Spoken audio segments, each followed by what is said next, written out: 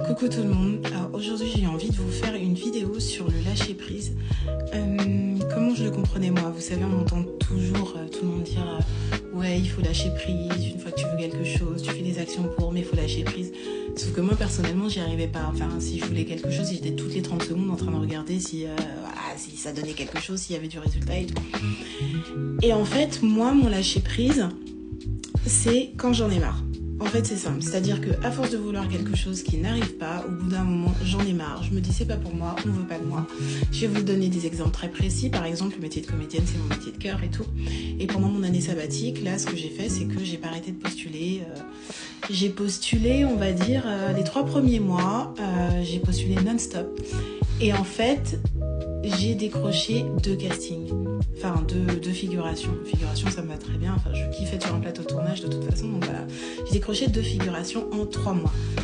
Franchement, j'étais au bout de ma life parce que je me suis dit, mais avec tout ce que j'ai postulé, même essayer de rentrer dans des agences, enfin, on me calculait pas et tout. Et je me suis dit, mais en fait, ça commençait à me faire mal en fait, un sentiment de rejet. Alors que c'est pas personnel, hein, mais sur le coup, ça m'a mis dans un bad mood. Et je me suis dit, ah c'est bon, stop, j'arrête. Du coup, j'ai complètement arrêté pendant 1 mois. Donc, je vous ai dit, en 3 mois, 2 figurations. J'arrête pendant 1 mois et demi en me disant, c'est bon, passe à autre chose, c'est plus pour toi, tout ça. Et un jour, comme ça, au bout d'1 mois et demi, je vois un casting passer et je me dis, ouais, vas-y, rien à perdre, j'envoie des trucs. Et puis, c'était sur plusieurs dates. Et je me suis dit, de toute façon, dans les dates, il y en a où je pourrais pas être là, tout ça. Donc, à tous les coups, ils vont pas me prendre. Et si je vous dis le soir même, je reçois un mail qui me propose 3 dates. 3. J'étais... Ok. Donc là, en fait, je suis en mode bas les couilles. Je réponds à un truc comme ça et on me propose 3 dates. Du coup, je fais ok. Donc j'y vais et tout, super contente. C'est pas sur place, on me propose un 4e jour. Donc évidemment, je dis oui. J'ai kiffé l'expérience, c'était vraiment super bien. Ça m'a redonné envie et... C'était la semaine où je reprenais le travail, justement. Donc, genre, le lendemain du dernier jour, je reprenais le travail.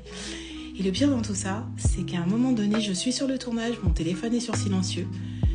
Je reçois un appel que je vois évidemment trop tard pour un autre tournage auquel j'avais postulé. On ne m'avait pas calculé, c'était peut-être il y a 1 mois et demi avant, un truc comme ça. Et là, on m'envoie un message, on m'appelle, on m'envoie un texto en me disant « Est-ce que tu serais dispo demain ?» J'étais dispo le lendemain. Enfin... Je me suis dit, mais c'est un truc de fou. Et en fait, quand on dit lâcher prise, pour moi, c'était genre arrêter d'y penser ou des trucs comme ça. Mais en fait, pour moi, c'est genre le ras-le-bol. J'ai tout donné, on veut pas de moi, tout ça, nana. Mais c'est pas la seule chose. Ça m'est arrivé aussi dans les relations amoureuses. Au bout d'un moment, je suis là...